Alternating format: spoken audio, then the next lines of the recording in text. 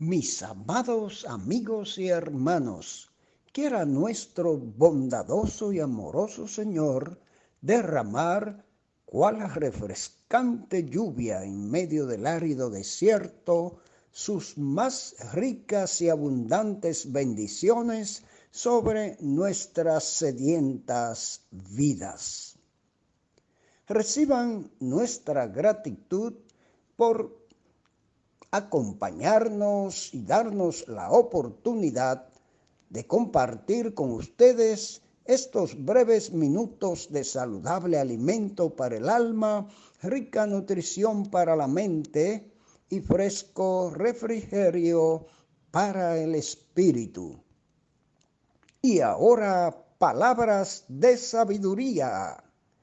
Hechos 16:27.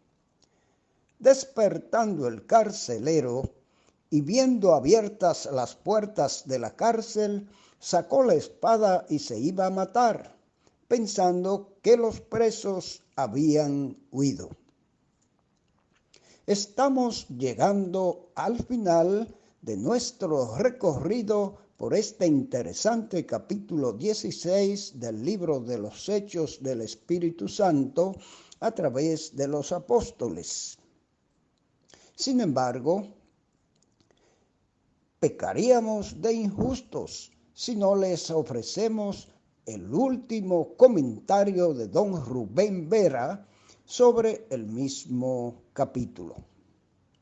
Pero antes nos permitimos hacer un par de observaciones más acerca de la salvación del carcelero y todos los de su casa.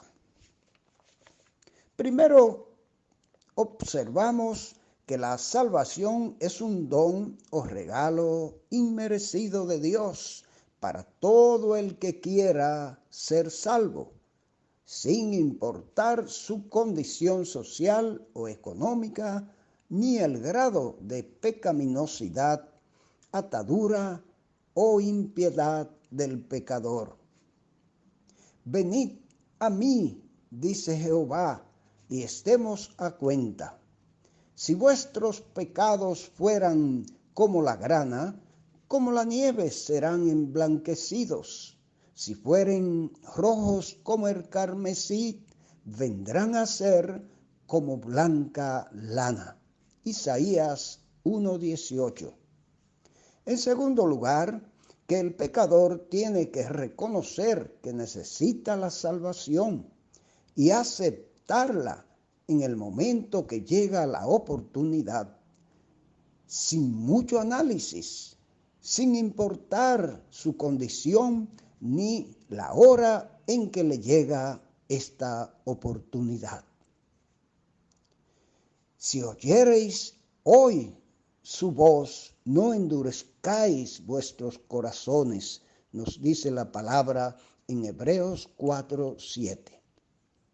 En tercer lugar, que el bautismo es un acto que se efectúa en y con los que han sido salvos, para reconfirmar que han sido salvos, después que han creído por la palabra en el único que puede perdonar pecados, es decir, han creído en el Señor Jesucristo, como ocurrió con el carcelero y con todos los de su casa.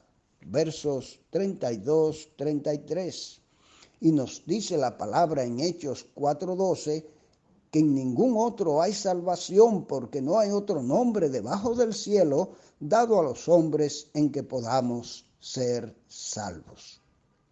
En cuarto lugar, que cuando una persona recibe la salvación de su alma, experimenta la felicidad más grande y duradera que pueda llegar a un ser humano. Felicidad que irá en aumento y seguirá por la eternidad. Ese regocijo o alegría es el fruto del Espíritu Santo al hacer morada en cada creyente verdadero. Ese fue el motivo del regocijo del carcelero de Filipos con toda su casa, según verso 34. Esa felicidad, como fruto de la llenura del Espíritu Santo, fue la que impulsó a Pablo y a Silas a orar y cantar a medianoche canciones y melodías angelicales. Aún en medio de una oscura, sucia y fría cárcel, cuerpos adoloridos por las injustas y crueles heridas, pero henchidos de gozo por sufrir por la causa de Cristo. Y ahora les invito a prestar atención a los bien detallados y edificantes comentarios de don Rubén Vera, hoy con el tema Conversión del carcelero de Filipos, parte 2, Hechos 16, 25 al 34. Si Lidia provenía de la alta sociedad y la esclava de las capas más bajas, el carcelero pertenecía a una fuerte clase media formada por los empleados estatales romanos. Por lo tanto, con estos tres personajes se completa toda la gama de la sociedad de Filipos. Consideraremos en primer lugar la escena que se describe en el pasaje. En esa región eran comunes los movimientos sísmicos. La puerta estaba cerrada por medio de una barra de madera que se encajaba en dos ranuras y los cepos se ajustaban de la misma manera. El terremoto hizo caer las barras y los prisioneros se vieron libres con las puertas abiertas. El carcelero quiso suicidarse porque de acuerdo con la ley romana, si un prisionero se escapaba, debía sufrir la misma pena que él hubiera sufrido. Notemos en segundo lugar a los personajes. Primero está Pablo y Silas. Veamos dos cosas acerca de Pablo. Podía cantar himnos estando en el cepo en la celda interior a medianoche y con sus espaldas chorreando sangre por los latigazos recibidos. Lo que nunca se le puede quitar a un cristiano es la presencia de Dios y de Jesucristo en él. Con él hay libertad. Aún en la prisión y aún a medianoche hay luz. Más tarde el gran mensaje del apóstol a esta iglesia era: regocijaos siempre en el Señor. Estaba dispuesto a abrirle la puerta de la salvación al carcelero que le había cerrado la puerta de la prisión. Le predicó al mismo hombre que lo había flagelado y le había ajustado los cepos. En segundo lugar, o segunda persona, está el carcelero. Se despierta sobresaltado por el temblor del terremoto y viendo todas las puertas abiertas, pensó que se habían escapado todos los presos e iba a suicidarse.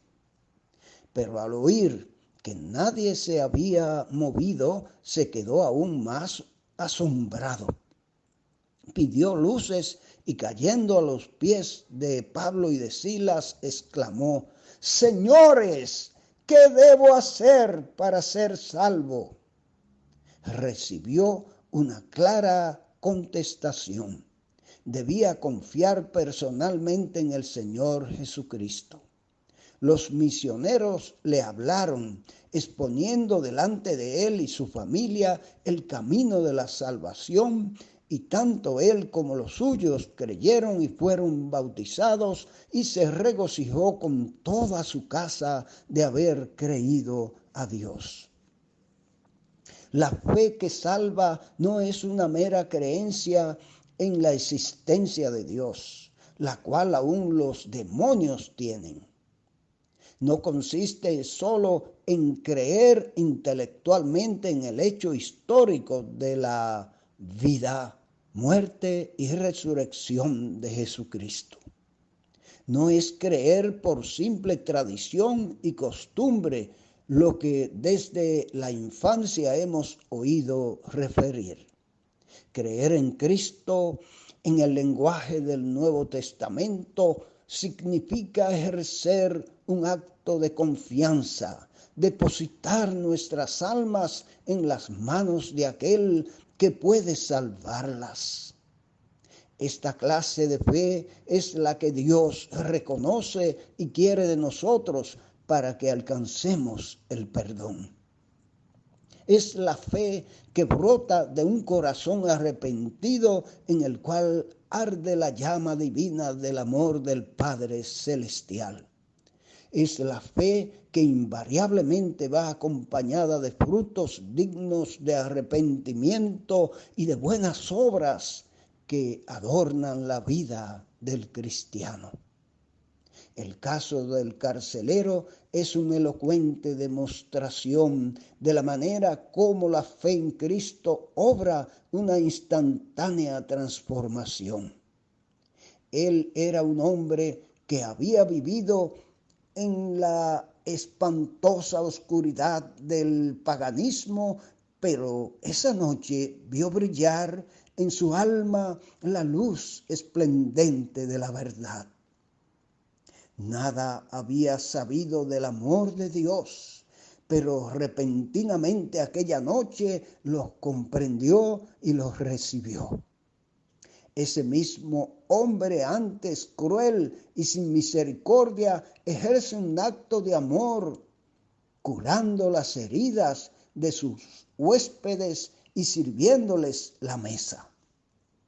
Pocas horas antes, desesperado quería quitarse la vida y ahora, junto con su familia, se está regocijando en la gloriosa y perfecta salvación que ha encontrado en Cristo.